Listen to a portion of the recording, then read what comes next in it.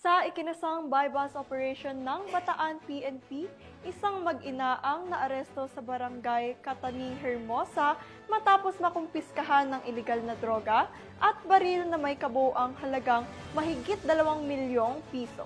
Patrolwoman Gilly Peña sa report. Ay na naaresto ng mga operatiba ng Bataan PNP ang mag-ina na nahulihan ng mahigit 2 milyong pesong halaga ng hinihinalang shabu at isang iligal na baril sa kinasang bypass operation sa barangay Kataning, Hermosa, Bataan. Kinilala ni Police Colonel Marites A. Salvadora, Provincial Director ng Bataan Police Provincial Office ang mga naarestong suspect na sina alias Mona, 60 anyos at kanyang anak na si alias Omar, 30 anyos, kapwa residente ng Barangay Apollo, Orani, Bataan. Ayon sa ulat, ikinasa ng pinagsanib na puwersa ng Hermosa Municipal Police Station, Bataan Provincial Drug Enforcement Unit, Bataan Provincial Intelligence Unit, katuwang ang Philippine Drug Enforcement Agency ng Regional Office 3, ang bypass operation matapos makumpirma ang ilegal na gawain ng mga suspect.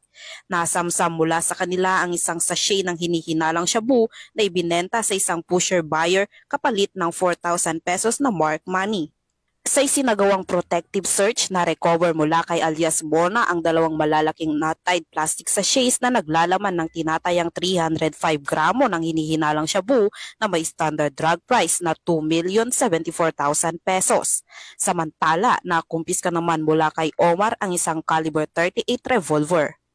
Nahaharap ang mga suspect sa kasong paglabag sa RA 9165 o ang Comprehensive Dangerous Drugs Act of 2002. Samantala, si alias Omar ay nahaharap din sa kasong paglabag sa RA 10591 o ang Comprehensive Firearms and Ammunition Regulation Act. Kasalukuyang nasa kustodiya ng Hermosa MPS ang mga nahuling suspect. Binigyang diin ng Bataan PNP na patuloy nilang paiigtingin ang kampanya laban sa kriminalidad sa buong lalawigan, alinsunod sa direktiba ni Police Brigadier General Ponce Rogelio I. Peñones Jr., Regional Director ng Police Regional Office 3.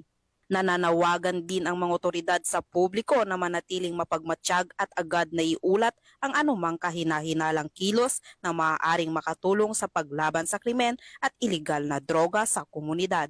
Mula dito sa Gitnang Luzon, ako ang inyong PNN correspondent, Patrolwoman Gilly Advincula Peña, alagad ng batas, tagataguyod ng Balikan Police.